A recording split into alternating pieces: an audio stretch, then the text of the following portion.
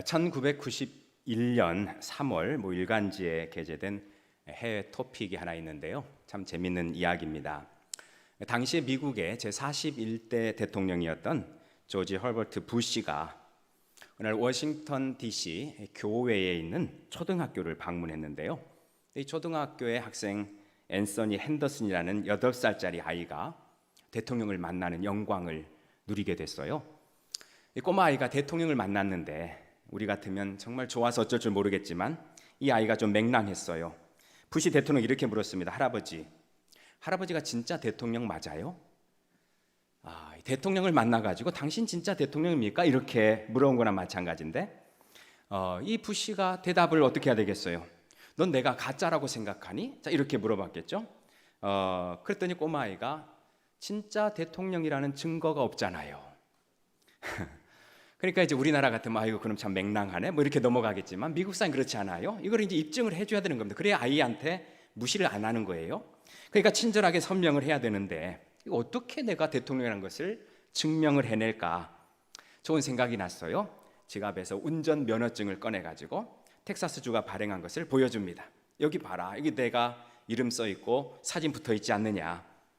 그러니까 이 아이가 또 맹랑해요. 면허증을 보면서 아니 근데 여기는 대통령이라고 써 있지 않잖아요. 이름하고 사진만 있지 운전 면허증이 대통령 신분증은 아니다. 요즘 말로 대략 난감인데 이걸 어떻게 설명을 할 것이냐.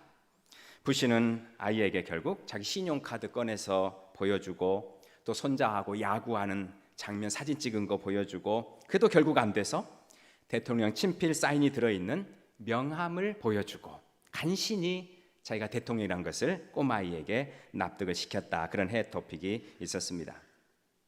만약에 누군가 여러분에게 이렇게 질문을 한다고 해봐요. 당신은 진짜 그리스도인이십니까? 예, 나 그리스도인인데요. 나 예수 믿는 사람인데요. 자, 어떻게 증명을 좀 해주실 수 있겠습니까? 무엇으로 여러분은 내가 그리스도라는 것을 증명을 할 수 있겠어요? 나 광주 시민교회에 출석하고 있다는 재적 증명서를 보여주면 그리스도라는 것을 증명할까요? 아니면 나 헌금 잘하고 있으니까 기부분 영수증 떼가지고 보여주면 증명이 될까요? 아니면 내가 장로, 권사, 직분자니까 우리 교회 수첩에 실려있는 내 사진 보여주면 증명이 될 수 있을까요? 누군가 나에게 당신이 그리스도인 맞습니까? 증명을 해보시오 이렇게 말한다면 무엇으로 내가 그리스도인 것을 그 사람한테 증명할 수 있을까? 오늘 우리가 읽은 말씀에 보니까 자신이 진짜 그리스도인이라는 사실을 유감없이 증명한 사람들이 있습니다. 베드로와 요한인데요. 자, 베드로와 요한이 성전에 기도하러 올라가다가 미문에 앉아있던 나면서부터 걷지 못한 사람을 봤잖아요. 베드로가 손을 내밀어서 나사렛 예수 이름으로 일어나라 이렇게 세웠다고요. 자, 이 일은 대사건이 아닐 수가 없습니다. 왜냐하면 이 사람은 나면서부터 40년 동안 한 번도 걸어본 적이 없는 사람, 그리고 성전 미문에 앉아서 구걸하는 사람이기 때문에 예루살렘을 미문으로 출입하는 사람들은 누구나 매일 이 사람을 볼 수밖에 없습니다. 어제도 봤고 오늘도 봤고 내일도 볼 거다. 40년 동안 못 걸었던 사람 평생토록 저렇게 못 걸을 것이다. 누구나 다 그렇게 그냥 예상하면서 지나다니던 그 길에 앉아있던 사람, 이 사람이 어느 날 일어섰단 말이에요. 걷는단 말이에요. 뛰기도 했겠죠. 그러니 사람들이 이 사람을 볼 때에 놀라 자빠지지 않겠습니까? 도대체 무슨 일이 있었느냐. 어떤 사람이 나를 일으켜줬습니다. 그 사람 누구냐?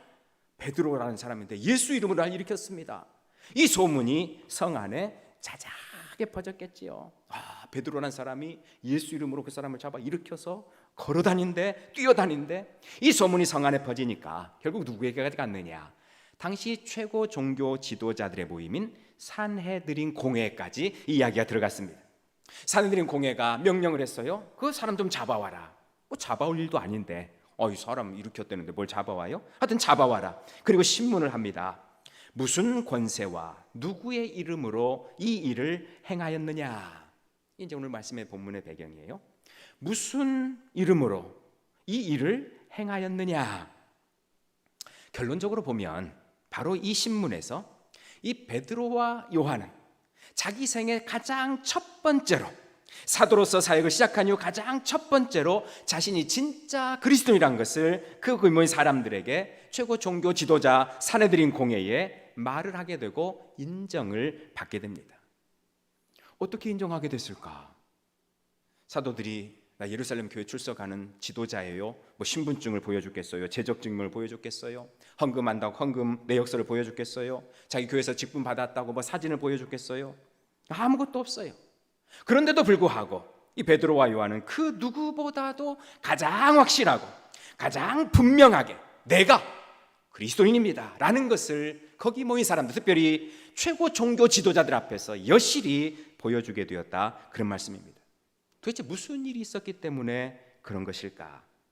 이 시대를 사는 우리는 도대체 어떻게 하면 내가 그리스도인이란 것을 사람들에게 증명할 수 있을까? 베드로와 요한을 한번 따라가 보면 알 수 있어요. 자, 붙잡혀온 베드로와 요한은 산헤드린 공회 앞에 서서 신문을 받을 때 위협을 당합니다. 17절을 보니까 이것이 민간에 더 퍼지지 못하게 그들을 위협하여, 이것은 뭐냐면 베드로와 요한이 이 사람을 잡아 일으켜 세웠다 하는 이 일을 말하는 거예요. 이 일이 사람들에게 더 퍼지지 않게 해라. 다시 말하자면 너 앞으로 절대로 네가 사람을 일으켜 세웠다는 말 하지 마라.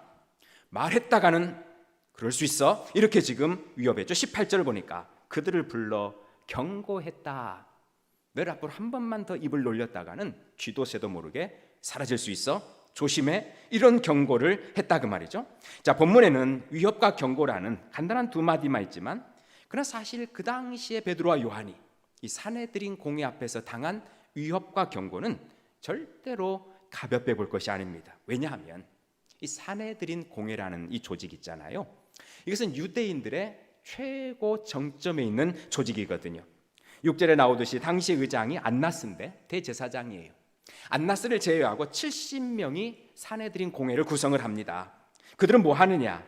유대인들이 율법을 준수했느냐 안 했느냐 종교 재판하는 일이 그들의 첫 번째 권한이고, 뿐만 아니라 유대 최고 통치기관, 당시는 이제 로마의 통치를 받으니까 총독부가 있어요.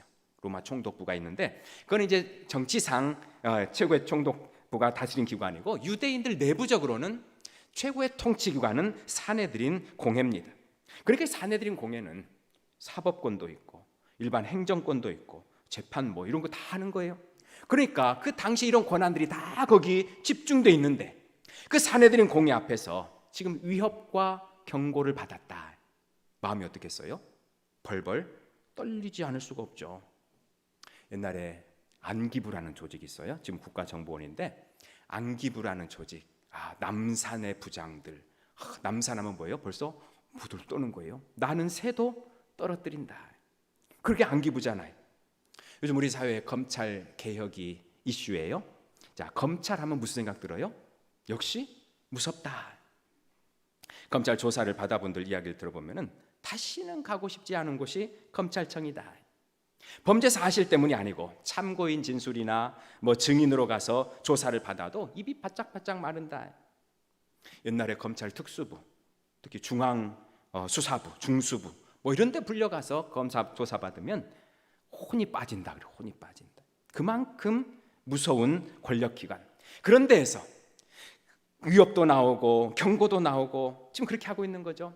거기서 이기려면 어떻게 해요? 내가 법률적 지식이 탁월하거나 아니면은 내가 어떤 사회적 지위라도 높아가지고 감히 나를 함부로 못하거나 아니면 내 백그라운드라도 좀 좋아서 누가 내 뒷배가 좀 대준다거나 그러면 거기서 좀 버티고 살아남을 수 있을지 모르겠지만, 그렇지 않으면은 여지없이 거기서 혼이 빠져서 나올 수밖에 없는 거잖아요.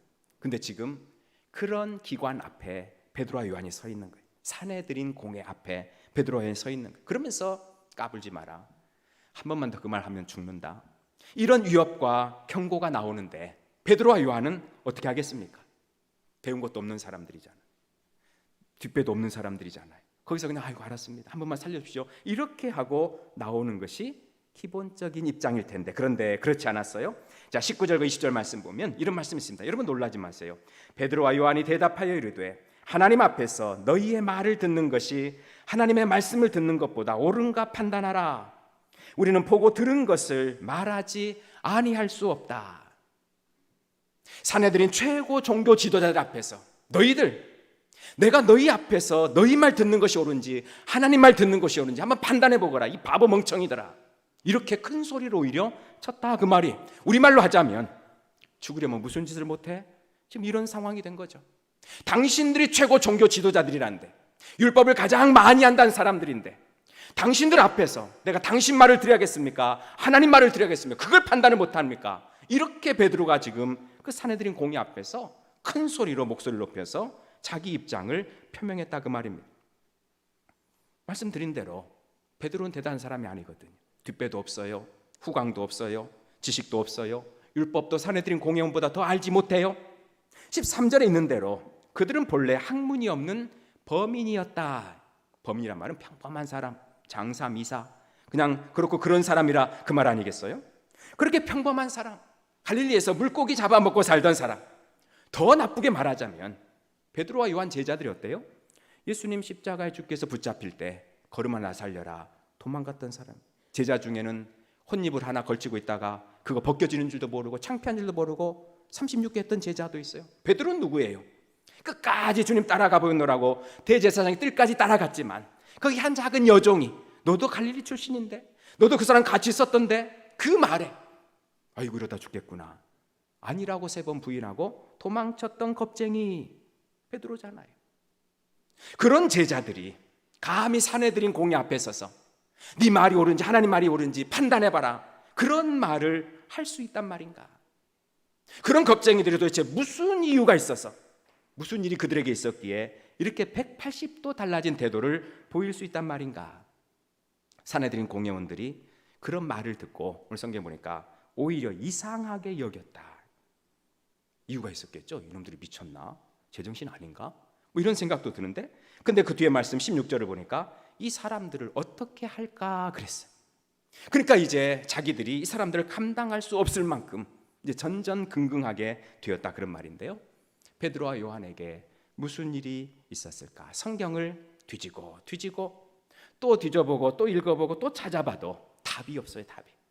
도대체 왜 베드로가 이렇게 됐을까? 알 수가 없는데 딱 한 가지 알 수 있는 말씀이 오늘 본문에 있습니다. 바로 8절 말씀이에요. 8절. 이에 베드로가 뭐가 충만하여?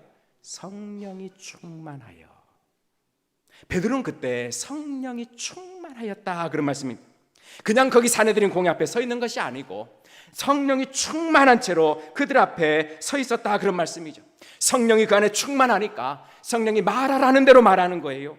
내 안에 두려움과 걱정, 이러다 죽는 거 아닌가 하는 그런 거는 앞뒤를 가리지 않고 오직 성령이 충만하니까 성령이 이끄는 대로, 성령이 지시하는 대로, 성령이 말씀하는 대로, 성령이 깨닫게 하는 대로 그렇게 담대하게 하나님의 말씀을 그들 앞에서 전할 수가 있었더라, 그런 말씀이죠.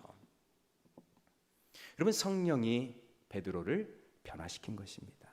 겁쟁이 베드로, 도망치기 급급한 베드로, 자기 목숨 챙기기 급급한 베드로, 그 사람을 변화시켜서 사내들인 공회 앞에서도 전혀 두려워하지 않도록 하나님의 말씀을 보고 들은 것을 전하도록 그렇게 만드신 것이죠.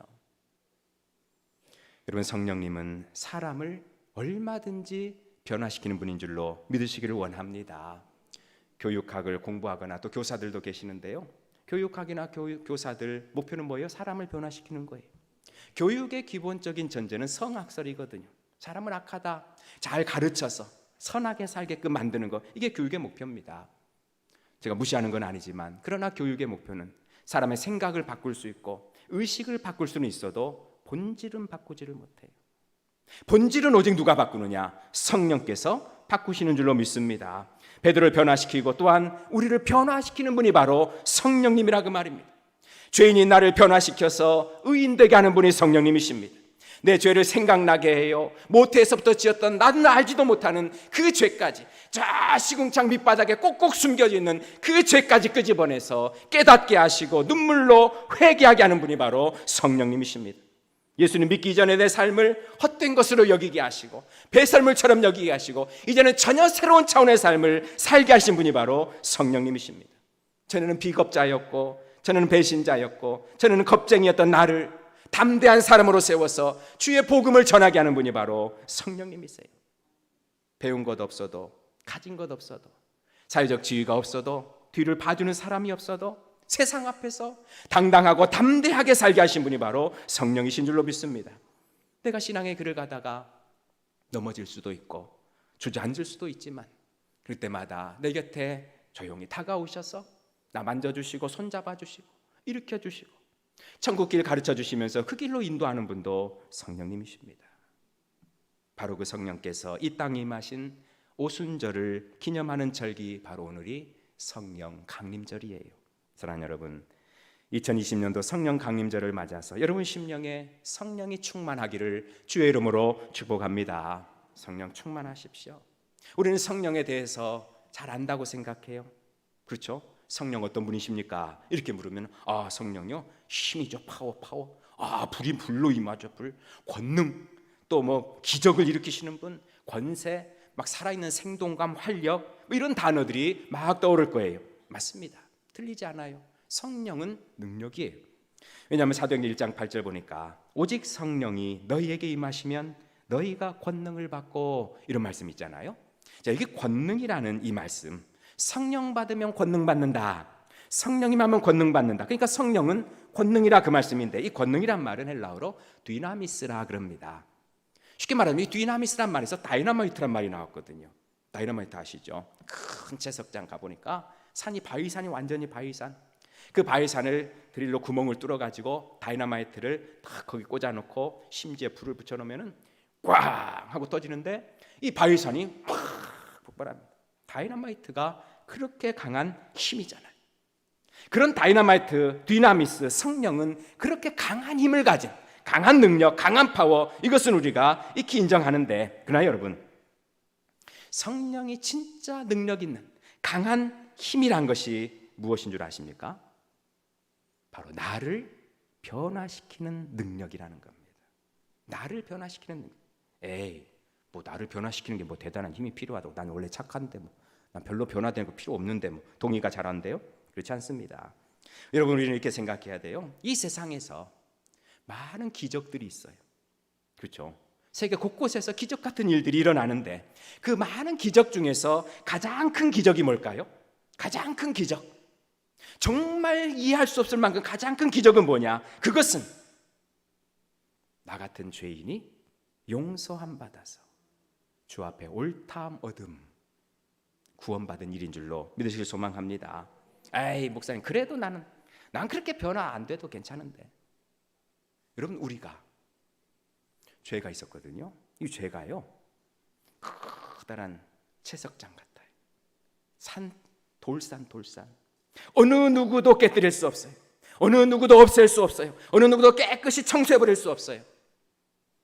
누가 해요? 예수 믿을 때 오신 성령께서 우리 죄를 생각나게 하시고 깨닫게 하시고 뉘우치고 회개하게 하시고 그 죄를 예수 그리스도의 보혈로 씻어주시는 줄로 믿습니다. 이것은 우리 힘으로 할 수 없는 일이라고요. 이 태산 같은 죄, 이 돌 같은 돌산 같은 이 죄를 내가 어떻게, 많은 사람들이 그 죄를 깨뜨려 보려고, 없애보려고, 그 죄짐 좀 덜어보려고 몸부림을 치다가 다 죽었다고요. 근데 예수 그리스도께서 오셔서 그 죄의 짐을 짊어주시는데 우리가 죄인이란 것을 성령이 깨닫게 하셔. 이걸 깨달은 바울 사도가 뭐란 줄 알아요? 내가 죄인 중에 괴수다. 바울이 죄를 지었으면 얼마나 지었다고? 예수 믿는 사람 박해했다고요? 했어요. 근데 그것이 이 세상의 모든 죄인 중에 최고 대빵 죄인이 될 만한 죄입니까? 그렇진 않을 거예요. 근데 바울은 자기가 죄인 중에 괴수라 이렇게 말해요. 왜 그렇겠습니까? 다른 사람하고 비교해서가 아니고 자기 죄가 얼마나 큰지, 그 돌산 같은 이 무거운 죄 자기가 어떻게 해볼 수가 없어서 정말로 절망할 수밖에 없는데, 자기가 죄인인 것을 깨닫게 하시고 생각나고 뉘우치게 하시고 예수 그리스도 앞에 무릎 꿇게 하시는 그 성령의 은혜를 받고 보니까, 내가 죄 용서받고 구원받은 것처럼 기적이 없구나, 이걸 깨달은 거죠. 그래서 자기는 죄인 중에 괴수라 이렇게 표현을 한 것입니다. 여러분, 사람을 변화시키는 것 사람이 할 수 있는 게 아니잖아요. 사람은 안 돼요. 나 자신도 나 자신을 변화시키지 못하잖아요. 여러분, 자신의 잘못된 성격들 알아요? 그거 변화시키려고 애쓰시죠? 변화되던가요? 사람의 본질은 성령만 바꿀 수 있습니다. 그런 사람이 실제 있어요. 우리 한국교회 초기 기독교 역사에서 정말 위대한 전도자죠. 최봉석 목사님. 여러분 예수천당 아시잖아요. 그분이 만들어낸 전도 구호예요. 예수천당. 이 최봉석 목사님이 32살인가 예수를 믿었어요. 예수 믿고 자기는 전도해야 되겠다. 그 전도자의 삶을 사는데 전도하러 시장통을 다니다가 자기 예수 믿기 전에 방탕할 때 만났던 술 친구들을 보게 됐어요. 이 술 친구들이 거기서 술 마시다가 불렀겠죠. 봉서가 이리 와라. 술 마시자. 나 술을 끊었어. 나 예수 믿어. 아이 한잔 하지 하면서 술잔을 주는데 안 먹잖아요. 그러니까 억지로 입을 벌리면서 짓궂게 입에 막 붓고 하다가 술이 그냥 옷에 쫙 쏟아졌어요. 근데 최봉석이라는 사람, 예수 믿기 전 어떤 사람인지를 아는 친구는 순간 얼굴빛이 노래집니다. 큰일 났다. 너는 이제 오늘 장례식 치르는 날이다. 넌 죽었다. 그리고 이제 최봉석이 뭘 어떻게 하는가 지켜보는데 최봉석이 일어나더니 옷을 털털 털고 다음에 또 보세 하고 가려는 거예요. 이 친구가 붙잡서 아니 자네 지금 어떻게 그냥 참고 이걸 지나간단 말인가? 최봉석이 이렇게 말했습니다. 이전에 최봉석이는 죽었다네. 지금 살아있는 사람은 전도하는 최봉석이야. 왕년에 유명한 깡패였던 최봉석이 어떻게 이렇게 변할 수 있느냐? 다른 게 없어요. 성령 때문에 그렇습니다. 1902년에 평안북도 삭주라는 곳에서 공무원을 했어요. 최봉석이. 공무원을 하는데 공금을 횡령하는 죄를 범합니다. 이 큰 죄잖아요. 공금을 횡령하는 죄로 인해서 삭주라는 곳으로 일종의 유배를 간 거예요. 근데 삭주에 가서 보니까 삭주 교회가 세워져 있는데 그 삭주 교회를 설립한 백유계라는 사람에게 전도를 받고 예수를 믿기 시작합니다. 그리고 그 이듬해에 노블이라는 선교사에게 쪽복음을 받아요. 옛날에 적은 마태복음, 마가복음 이렇게 쪽복음 있잖아요. 그 복음서를 받아가지고 복음서를 읽다가 그의 표현대로 하자면 하늘에서 떨어지는 불벼락에 맞아 죽는 꿈을 꿉니다. 하늘에서 불벼락이 떨어져가지고 그 불벼락에 맞아 자기가 죽는 꿈을 꿨어요. 근데 그 꿈을 깨고 나서 최봉석이 깨닫습니다. 아하, 이것이 성령의 불이로구나. 성령의 불이 죄로 인해 죽어있던 나를 완전히 없애버렸구나. 태워버렸구나. 나는 성령 받고 새 사람 됐구나. 그래서 변화된 최봉석, 그는 그 성령의 권능을 직접 체험했기 때문에 자기 이름을 최봉석에서 최권능으로 바꿉니다. 그래서 최권능 목사로 알려져 있죠. 사람을 누가 어떻게 변화시키느냐? 성령께서 하시는 거예요. 성령. 여러분 이게 바로 성령의 능력입니다. 죄인 중에 괴수인 나를 죄 깨닫고 용서 구하게 하시고 예수의 믿는 자 하나님의 자녀가 되게 하는 거 성령의 역사거든요. 여러분 누가 하나님의 사람이고 누가 하나님의 일꾼이 됩니까? 누가 예수님의 증인이 될 수 있어요? 하나님께서는 공부 많이 한 사람 꼭 찾는 건 아니에요. 하나님께서는 한 번도 하나님 배신하지 않은 사람만 찾는 것도 아닙니다. 하나님 사회적으로 지위가 높거나 백그라운드가 좋은 사람 찾는 거 아니에요. 베드로와 요한을 보면 얼마든지 알 수 있잖아요. 그럼 하나님께서는 누구를 찾으시느냐? 하나님은 누구를 찾아서 일하시느냐? 오직 딱 한 사람, 성령 충만한 사람인 줄로 믿으시기 원합니다. 하나님이 찾으시는 한 사람은 성령 충만한 사람이에요. 성령 충만해서 변화된 사람. 왜 성령 충만한 것이 중요해요? 그 안에 성령이 있기 때문에. 성령 누구예요? 예수님의 영이거든요. 예수님의 영은 예수님이 누구인지를 알게 하고 하나님의 뜻을 알게 합니다. 예수님의 영이 없는데 그 사람을 그리스도인이라고 말할 수 있나요? 없어요. 교회만 나온다고 그리스도인인가요? 직분 받았다고 그리스도인인가요? 아닙니다. 그 안에 성령이 없으면 그리스도인이 아니에요. 물론 우리야 성령 우리 안에 내주하시니까 우리는 성령이 떠나지 않고 계시니까 우리야 다 그리스도인이겠지만 그러나 우리 안에 성령이 계시다면 우리는 반드시 변화돼야 합니다. 변화됐어야 합니다. 그리고 앞으로도 변화돼 가야 합니다. 성령의 능력이 나를 얼마든지 변화시키고 최봉석도 변화시키고 바울도 변화시키고 베드로도 변화시키고 변화시키지 못할 사람이 없는데 나 같은 것이 거기 변화되지 못하고 있다면 나는 성령을 아직도 인정하지 않고 내 안에 성령의 역사를 여전히 거부하는 그런 사람이나 마찬가지인 거예요. 그렇게 성령이 없이 살면 그 삶이 그리스도인의 삶이 될 수가 없는 것이겠죠. 그리스도인이 된 사람이 친구를 만날수록 친구 이야기가 2개 나오네요. 친구가 물어봅니다. 자네 교회 다닌다면서? 나 교회 나가. 그래? 예수 믿는 사람 됐네? 그렇지. 그럼 내가 한 가지만 물어볼까? 삼위일체에 대해서 자네 아나? 나 삼위일체 모르는데. 그래? 그럼 우리나라 왜 이렇게 교단이 많은지 자네 그거 알고 있나? 나 그것도 잘 모르겠어. 그럼 이단들에 대해서는 좀 아나? 나 이단도 모르는데. 친구가 말합니다. 근데 자네 어떻게 교회 다닌다고 그래? 어떻게 예수 믿는 사람이라고 그래? 그런 것도 모르면서. 이 사람이 생각해 보니까 그 말이 맞잖아. 전 진짜 교회 다니는데 아는 게 없네. 아는 게 없네. 그런데 그 사람에게 한 가지 생각이 났어요. 그래서 이렇게 말했습니다. 자네, 내가 교회 다니기 전에 3년 전에 어떤 사람인지 자네도 잘 알지 않나? 알지. 자네 나하고 다니면서 술 마시고 알코올 중독 빠지고 주정뱅이 되고 도박하고 가정 집은 빚으로 가득 차고 가정은 산산조각이 나고 나 그렇게 살았었지. 그래 내가 그때 그렇게 살았었네. 그런데 나는 지금 술을 끊었다네. 난 도박도 안 해. 그리고 우리 가족 자녀들 옛날에 내가 집에 들어오면 다 도망갔는데 지금은 내가 빨리 집에 돌아오기만 우리 자녀들은 목이 빠지라 기다려. 자네 내가 어떻게 이렇게 바뀐 줄 아는가? 어떻게 바뀌었어? 성령께서 바꿔주셨다네. 성령이 바꿔줘. 성령이 사람을 바꾼다니까요. 그러니까 여러분, 우리가 예수 믿고 성령이 내 안에 계시다면, 그리고 성령이 부지런히 그 능력으로 나를 바꾸고 계신다면 우리는 바뀌고 가야 될 줄로 믿습니다. 내 고집을 부릴 것이 아니고 끝까지 붙잡고 있을 것이 아니고 바뀌어야 돼요. 그러면 우리가 누구한테 가서도 나 예수 믿는 사람이에요 라고 말하지 않아도 내 변화된 모습 그 자체가 신분증이 되어서 당신은 예수 믿는 사람이군요, 이렇게 사람들이 알아볼 수가 있게 되는 것이죠. 그러니까 여러분, 성령 충만이 얼마나 중요합니까? 예수 믿는 사람, 성령 없으면 예수 믿는 사람 아니에요. 말씀드렸잖아요. 성령 없이 행하는 거 많습니다. 성령 없이 행하면 다 죄예요. 예수 믿는 사람인데 죄를 지으면서 살아요. 근데 깨닫지도 못해요. 성령이 없는 거예요. 성령의 사람 아닌 거예요. 그러나 우리가 예수 믿는 사람이라면, 내 안에 성령이 계시다면, 그 성령이 나를 깨닫게 하고 변화시킨다면 우리는 어느 누구 앞에 가서든지 말하지 않아도 베드로와 요한처럼 성령이 말하는 것을 하게 하심으로 당신 예수 믿는 사람이구나, 이렇게 인정받습니다. 그렇다면 중요한 것은 뭐예요? 어떻게 해야 성령을 받느냐? 목사님, 나도 성령 충만 원해요. 누가 성령 충만 원하지 않는 사람이 있습니까? 예수 믿는 사람 치고 성령 충만 바라지 않는 사람 아무도 없어요. 어떻게 하면 성령 받아요? 어려운 거 아니거든요.